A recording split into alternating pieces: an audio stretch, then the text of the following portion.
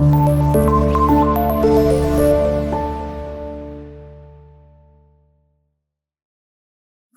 वालेकुम class, this is me Ghulam Nabi, your biology teacher.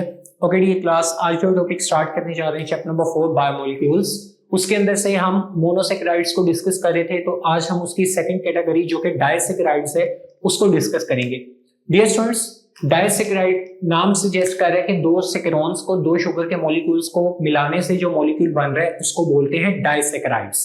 Dear students, disaccharides जो है basically नाम सजेस्ट कर रहा है made up of two monosaccharides, दो मोनोसेकेराइड्स के मॉलिक्यूल से मिलकर बनता है by the process of dehydration या सिंथेसिस। इसको कंडेंसेशन का प्रोसेस भी बोलते हैं, क्योंकि डियर स्टूडेंट्स इसके अंदर दो मोनोमर्स या दो शुगर के मॉलिक्यूल, सिंपल शुगर के मॉलिक्यूल्स आपस में मिलकर एक पॉलीमर डाइसेकेराइड बना रहे हैं। तो इस प्रोसेस के अंदर से वाटर रिलीज होता है, ठीक है, वाटर एक्सट्रैक्ट किया जाता है या एक्सट्रैक्ट होता है। इस वजह से इसको डिहाइड्रेशन, सिंथेसिस या कंडेंसेशन का प्रोसेस बोल रहे हैं। डियर स्टूडेंट्स, नेक्स्ट अब आपके पास आता है ग्लाइकोसिडिक बॉन्ड। ये बॉन्ड क्या है? ये एक कोवलेंट बॉन्ड होता है, ठीक है, जो किसके दरमियान में बनता है? जब दो मोनोसेकेराइड्स, एक सिंपल मोनोमर और दूसरा भी सिंपल मोनोसेकेराइड्स आपस में मिलते हैं, तो उनके दरमियान जो बॉन्ड बनता है उसको बोलते हैं कोवलेंट बॉन्ड। ठीक हो गया, वो एक कोवलेंट बॉन्ड होता है, कोवलेंट नेचर का बॉन्ड है, इसको बोलते हैं ग्लाइकोसिडिक बॉन्ड। ठीक है, हम आगे चल के देखते हैं कि वो ग्लाइकोसिडिक बॉन्ड किस तरह से बनता है।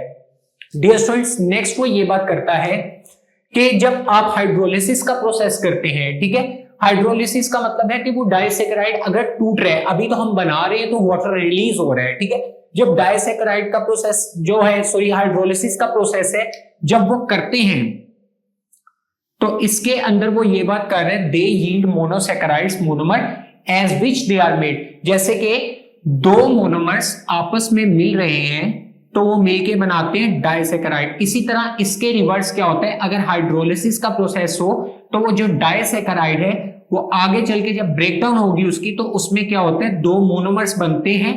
जैसे कि दो मोनोमर्स मिलकर डाइसेकेराइड बना रहे थे, इसी तरह डाइसेकेराइड की हाइड्रोलिसिस के बाद दो मोनोमर्स ही बनते हैं जिनसे वो मिलकर बना होता है। ठीक है, ओके डियर स्टूडेंट्स, अगर आप कंपेयर करें मोनोसेकेराइड से तो ये पानी के अंदर लेस सोल्यूबल होते हैं क्योंकि ये साइज में बड़े होते जाते हैं, और पॉलीसेकेराइड बिल्कुल ही इनसोल्यूबल हो जाते हैं। Okay dear students, important disaccharides हैं हमारे पास, उसके अंदर आ जाते हैं माल्टोस, फिर आ जाते हैं लैक्टोस और फिर आ जाते हैं सुक्रोज। स्टूडेंट्स, उसके बाद वो ये बात करता है कि माल्टोस है, इसका दूसरा नाम होता है माल्ट शुगर। ठीक है, अब ये दो ग्लूकोज के मोनोमर से मिलके बनती है। ठीक है, सबसे पहली बात जिस चीज से मिलके बनते हैं माल्टोस, दो ग्लूकोज के मोनोमर से। ठीक है, दो ग्लूकोज मिलते हैं तो एक जो है वो डाइसेकेराइड बनता है और उस डाइसेकेराइड का नाम होता है माल्टोस। सर, ग्लूकोज के मॉलिक्यूल्स अटैच होते हैं, दो ग्लूकोज के मॉलिक्यूल्स हैं तो अटैच होते हैं, ये बड़ा इंपॉर्टेंट पॉइंट है। इनके दरमियान जो बॉन्ड बनता है इसको बोलते हैं 1,4 ग्लाइकोसिडिक बॉन्ड। इस पॉइंट को अभी हम पेंडिंग पे रखेंगे क्योंकि जिस टाइम पे हम बॉन्ड बनाएंगे तो उस टाइम पे हम देखेंगे कि किस तरह से 1,4 ग्लाइकोसिडिक बॉन्ड की फॉर्मेशन हो रही है। बट ये याद रखिएगा कि ये एक ग्लूकोज का कार्बन नंबर 1 होगा और दूसरे ग्लूकोज का कार्बन नंबर 4 होगा। हम इसको इस डायग्राम के अंदर देखेंगे। सर, उसके बाद ये माल्टोस ज्यादातर सीरियल्स में पाए जाते हैं। सीरियल्स का मतलब बीजों के अंदर, जैसे कि गंदुम है इसके दानों में, और कॉर्न का मतलब मकई, इसके अंदर भी माल्टोस पाई जाती है। स्टूडेंट, उसके बाद वो ये बात करता है कि ये जो माल्टोस है ये बनती कब है? As an intermediate product during the digestion of starch. जब आपके खाने के अंदर स्टार्च जो कि पॉलीसेकेराइड है उसकी डाइजेशन होती है, तो डाइजेशन के बाद अल्टीमेटली उसने ग्लूकोज ही बनाना है, बट जो इंटरमीडिएट प्रोडक्ट बनती है उसको क्या बोलते हैं? माल्टोस। माल्टोस की जब फर्दर डाइजेशन होगी तो वो आगे से, या हाइड्रोलिसिस होगी तो वो आगे से किस चीज को बना देगा? वो ग्लूकोज की फॉर्मेशन कर देगा। ओके डियर स्टूडेंट्स, अब हम आ जाते हैं इसके स्ट्रक्चर के ऊपर। इसके स्ट्रक्चर को करवाने से पहले आपको प्रीवियस लेक्चर रिकॉल करना होगा जिसके अंदर हम लोगों ने लीनियर और रिंग स्ट्रक्चर्स दोनों की फॉर्मेशन देखी थी। तो इसके लिए आपको प्रीवियस लेक्चर पे ग्रिप होना बहुत जरूरी है। मैं इसको थोड़ा सा तेजी से करवाऊंगा, थोड़ा सा फास्ट पेस पे रख के करवाऊंगा। ओके डियर स्टूडेंट्स, सबसे पहले हम देखते हैं कि दो ग्लूकोज मिलते हैं तो किस तरह से वो बॉन्ड बनता है 1,4 ग्लाइकोसिडिक बॉन्ड, और किस तरह से माल्टोस का स्ट्रक्चर फॉर्मेशन होती है। सो सबसे पहले तो ये हमारे पास आ गया ग्लूकोज का लीनियर स्ट्रक्चर। ठीक है, 6 कार्बन है, फिर उसके बाद एक एल्डिहाइड ग्रुप है, एल्डिहाइड ग्रुप है। उसके बाद हमने वो देखा कि थर्ड वाले पे हाइड्रोजन राइट साइड पे, बाकी सारे हाइड्रोक्सिल और बाकी जो बच गए तो हमने उसके ऊपर हाइड्रोजन लगा दिए। लीजिए ये C6H12O6 कंप्लीट है यहाँ पे आपके पास ये लीनियर चेन के अंदर, this one. Okay dear students, अब हम इसको रिंग स्ट्रक्चर में कन्वर्ट करते हैं। तो सबसे पहले आ गया आपके पास कार्बन नंबर 1। हम देखते हैं कार्बन नंबर 1 के साथ लगा क्या हुआ है। अगर हम इसके स्ट्रक्चर की बात करते हैं तो इसके साथ डबल बॉन्ड होता है किसका, ऑक्सीजन का। तो यहाँ पे 2 कार्बन के बॉन्ड कंप्लीट हो गए, थर्ड कार्बन का बॉन्ड ये और चौथा कार्बन का बॉन्ड है इसके साथ लगा हुआ है जी, आप कह सकते हैं ये हाइड्रोजन लगा दिया मैंने, ठीक है। अच्छा ओके डियर स्टूडेंट्स, अब नेक्स्ट क्या होगा, कार्बन नंबर 2 के ऊपर आ जाए। कार्बन नंबर 2 के अंदर राइट साइड वालों को आपको पता है हमने नीचे रखना होता है, तो ये आ गया हाइड्रोक्सिल लग गया, ठीक है, और ये ऊपर हाइड्रोजन, ठीक है। थर्ड वाले कार्बन पे आएंगे तो नीचे वाली साइड पे हाइड्रोजन और ऊपर हाइड्रोक्सिल। कार्बन नंबर 4 के ऊपर आ जाएंगे तो नीचे हाइड्रोक्सिल और ऊपर हाइड्रोजन। और इसी तरह अगर कार्बन नंबर आप 5 के ऊपर आ जाते हैं तो कार्बन नंबर 5 में होता क्या है कि देखें, कार्बन नंबर 5 है, नीचे वाली साइड पे अगर लेट्स सपोज हम हाइड्रोक्सिल लगाते हैं, साइड पे हाइड्रोजन और ऊपर कार्बन नंबर 6, उसके साथ 2 हाइड्रोजन CH2 और लास्ट में ये आ गया OH, ठीक है। अब यहाँ पर रिंग कंप्लीट नहीं हो रहा, प्रीवियस लेक्चर में भी देखा। तो रिंग कंप्लीट कैसे होता है कि ये जो कार्बन नंबर 5 है ये अपना हाइड्रोक्सिल निकाल देता है और ये भेज देता है किसके पास, यहां से सबसे पहले ऑक्सीजन का बॉन्ड टूटता है, इस कार्बन नंबर 1 के पास एक बॉन्ड खाली होता है जिसके साथ आकर लग जाएगा जी OH। यहां तक कंप्लीट हो गया स्टूडेंट्स। उसके बाद ये कार्बन जो है हाइड्रोजन यहां पर हमने नीचे की तरफ प्लेस कर लिया, 3 बॉन्ड बांट रहे हैं, एक कार्बन नंबर 4 के साथ, कार्बन नंबर 5 का बॉन्ड एक कार्बन नंबर 6 के साथ, एक हाइड्रोजन के पास। तो कार्बन नंबर 5 हाइड्रोजन ऑक्सीजन को बोलता है कि मेरे पास एक बॉन्ड खाली है तो मेरे साथ बॉन्ड बना लीजिए। तो यहां पर ये बॉन्ड बनता है ऑक्सीजन के साथ। तो इस तरह हमारे पास रिंग क्या हो गया, कंप्लीट हो गया। तो अब हम से फास्ट स्पीड के ऊपर इसका भी रिंग कंप्लीट करते हैं। जैसे कि अब हमें इस रिंग को कंप्लीट करने में कोई मुश्किल नहीं आएगी। यहाँ पर ऑक्सीजन, ठीक है, यहाँ पे हमारे पास हाइड्रोजन हाइड्रोक्सिल, हमने उसी को देख के इस रिंग को भी कंप्लीट कर लेना है। हाइड्रोजन, उसके बाद यहाँ पे हाइड्रोजन हाइड्रोक्सिल हाइड्रोक्सिल हाइड्रोजन, उसके बाद यहाँ पे हाइड्रोजन, क्योंकि इसका हाइड्रोक्सिल तो चला गया कार्बन नंबर 1 के पास। उसके बाद ये आ गया CH2OH। ले जी स्टूडेंट्स, यहाँ पे हमारे पास रिंग कंप्लीट हो गया। अब होता ये है कि अब देखते हैं कि 1,4 ग्लाइकोसिडिक बॉन्ड कैसे बन रहे हैं। ये स्टूडेंट्स यहाँ पे आप नीचे वाली साइड पर देख रहे हैं कि इधर से एक ग्लूकोज क्या करता है,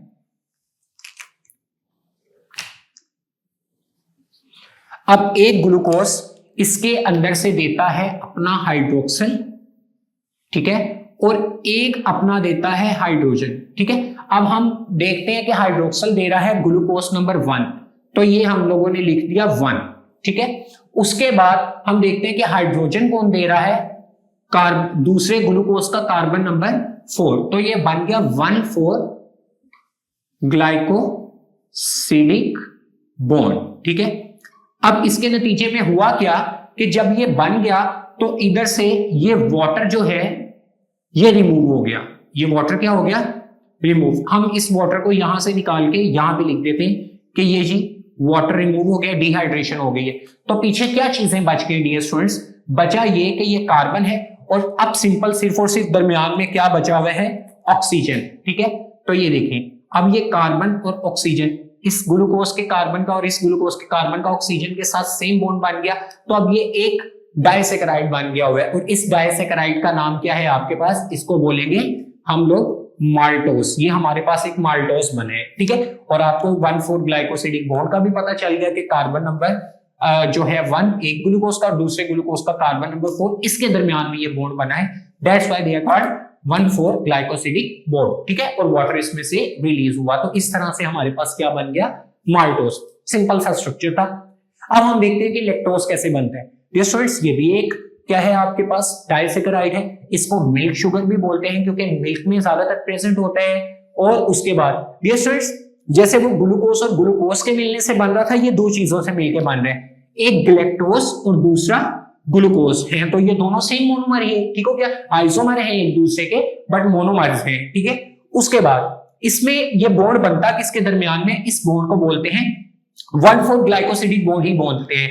बट होता क्या है कि जो बॉन्ड नंबर 1 है वो बनता है ग्लैक्टोज के दरमियान में, और 4 वाला बनता है ग्लूकोज के कार्बन के दरमियान में। ठीक है, हम इसको स्ट्रक्चर से अभी देखते हैं।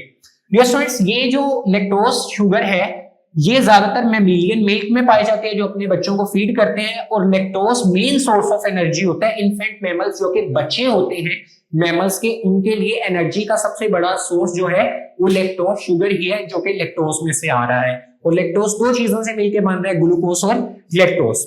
डियर स्टूडेंट्स, इधर हम ग्लूकोज का सेम स्ट्रक्चर वहीं से ड्रॉ करेंगे जैसे हमने प्रीवियसली ड्रॉ किया। इसके अंदर देख लेंगे ये हाइड्रोजन, ये ऑक्सीजन है, यहां पर क्या आ जाएगा हाइड्रोजन, और नीचे आ गया हाइड्रोक्सिल।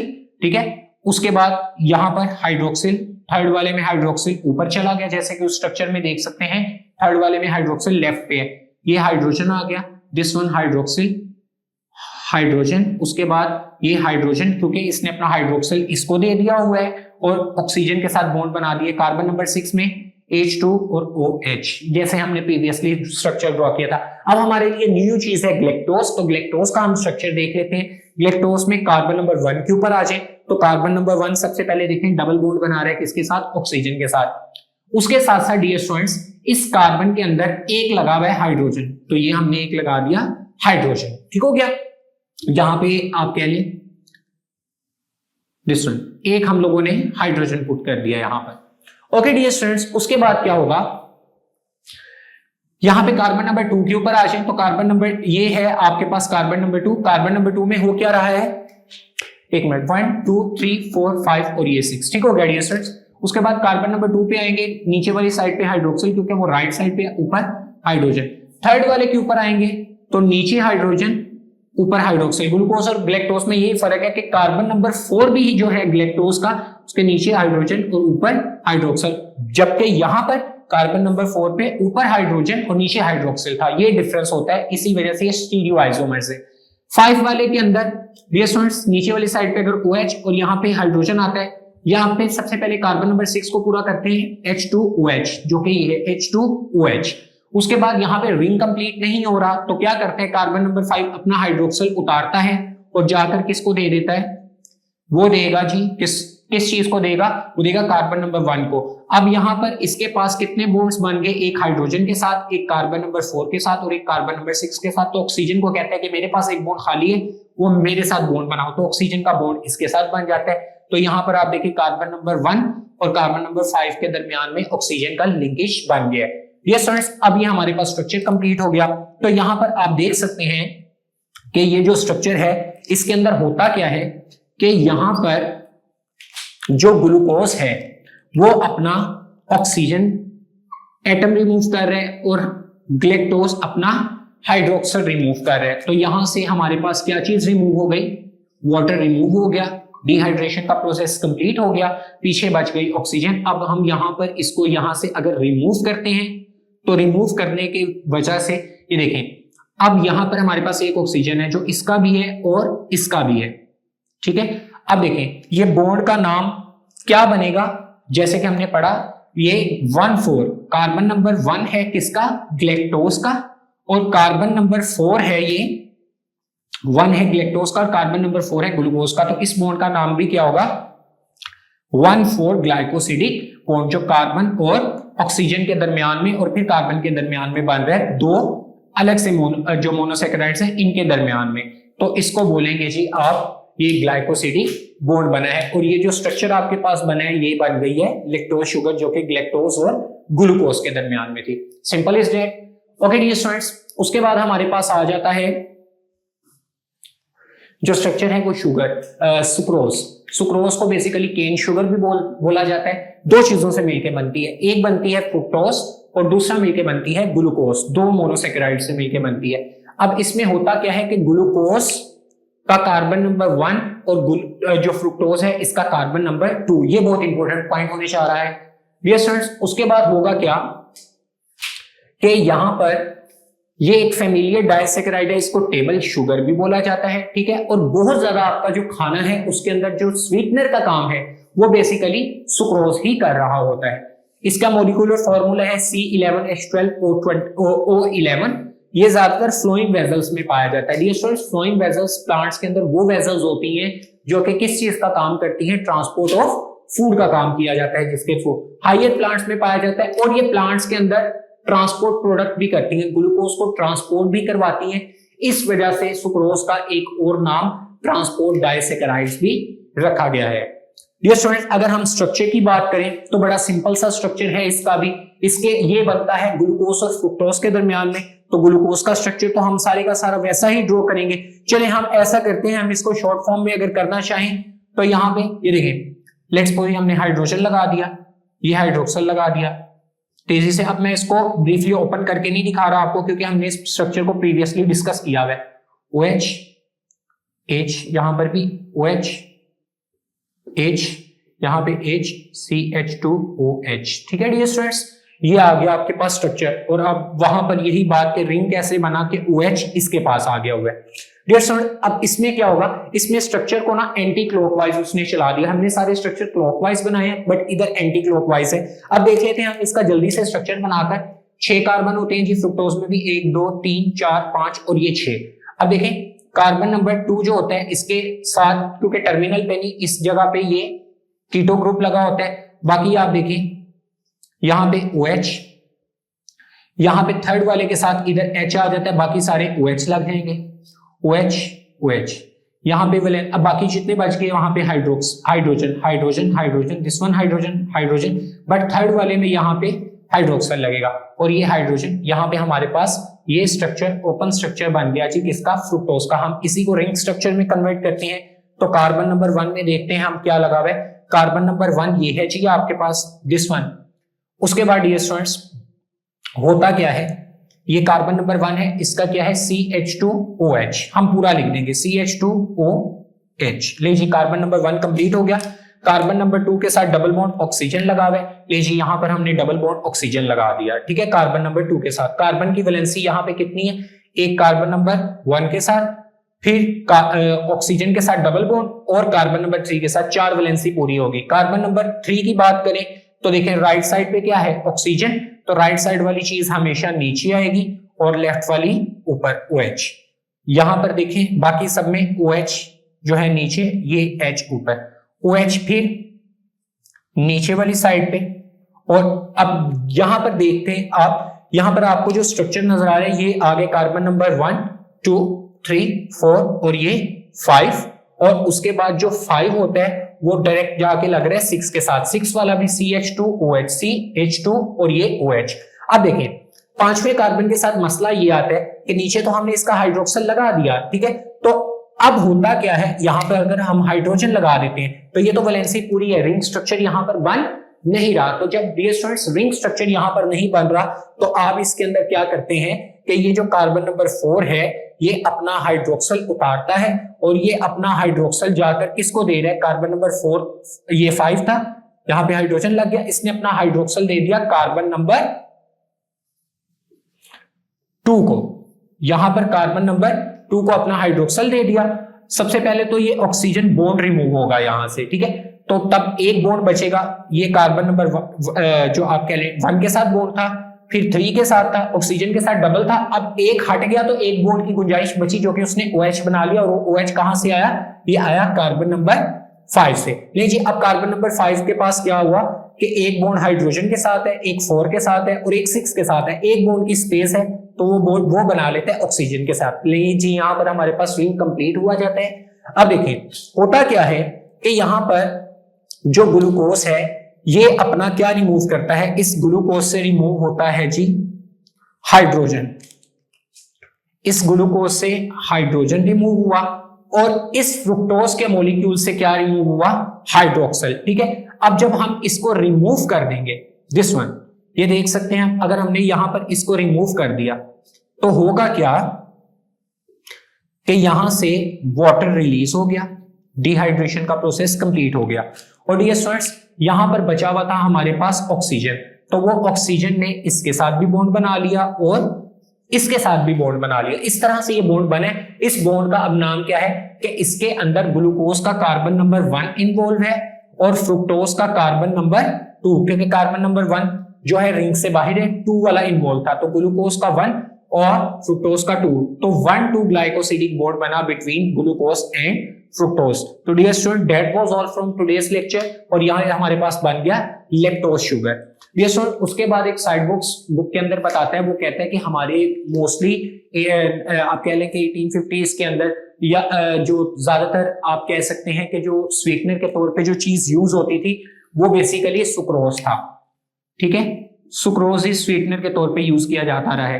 अब सुक्रोज एक्सट्रैक्ट कैसे किया जाता है, हमने पढ़ा कि ये शुगर केन में से लिया जाता है, और दूसरा ये लिया जाता है बीट चुकंदर में से। ठीक है, इसमें से ये सुक्रोज एक्सट्रैक्ट किया जाता है। फिर वो साथ ही साथ कहता है कि इसके ऑपोजिट जो स्टार्च है, क्या चीज है, स्टार्च, जो कि किसके अंदर होती है, कोर्न का मतलब क्या होता है, मकई। मकई के अंदर जो स्टार्च है, इसमें से हम लोग किसको एक्सट्रैक्ट करते हैं, ग्लूकोज को, और उस ग्लूकोज को भी किसके तौर पे यूज करते हैं, स्वीटनर के तौर पे। ठीक है, चीजों को मीठा करने के लिए। अब वो कहते हैं कि ये जो ग्लूकोज हमने एक्सट्रैक्ट किया ना, अगर इसको राइवलरी देखे ना, इसके मुखालिफ जो शुगर केन में से जो है, शुगर केन और बीट में से जो सुक्रोज लिया जा रहा है, ये उसकी निस्बत उसका राइवलरी नहीं है। ठीक है, ये टेस्ट में उससे लेस स्वीट है। तो क्या किया गया कि कॉर्न के अंदर जो स्टार्च में से ग्लूकोज एक्सट्रैक्ट किया जा रहा है, इस ग्लूकोज को इसके आइसोमर के अंदर कन्वर्ट किया गया। ठीक है, आइसोमर में कन्वर्ट किया, और इसका आइसोमर क्या था, फ्रुक्टोज शुगर। अब ये साबित हुआ कि ये जो फ्रुक्टोज है, ये तो सुक्रोज से भी ज्यादा स्वीटनर है, ज्यादा स्वीट इन नेचर होता है। ठीक है, तो ये फ्रुक्टोज को जब इसमें से अलहदा किया गया, कॉर्न फ्रुक्टोज को, तो वो कहता है कि जो कोका कोला इंडस्ट्री है, उसके अंदर एज अ स्वीटनर जो यूज हो रहे थे पहले, वो सुक्रोज जो कि यहां से ली जा रही थी, ये यूज हो रहे थे। ये तो एक्सपेंसिव है, ये एक्सपेंसिव नहीं है। ठीक है, तो अब वो ये बात करता है कि इंडस्ट्रीज जो स्वीटनर के तौर पे यूज करती हैं, वो स्टार्च के अंदर से जो ग्लूकोज से फ्रुक्टोज का आइसोमर बनता है, जो फ्रुक्टोज स्वीटनर है उसी को यूज किया जाता है। ठीक है, और फ्रुक्टोज स्वीटनर आता कहां से, कॉर्न में से। ठीक है, कॉर्न फ्रुक्टोज स्वीटनर। तो डियर स्टूडेंट, ये एक साइड बॉक्स की छोटी सी समरी थी। तो अब आपको लेक्चर समझ आ गया। और dear students, take care of yourselves. अल्लाह हाफिज।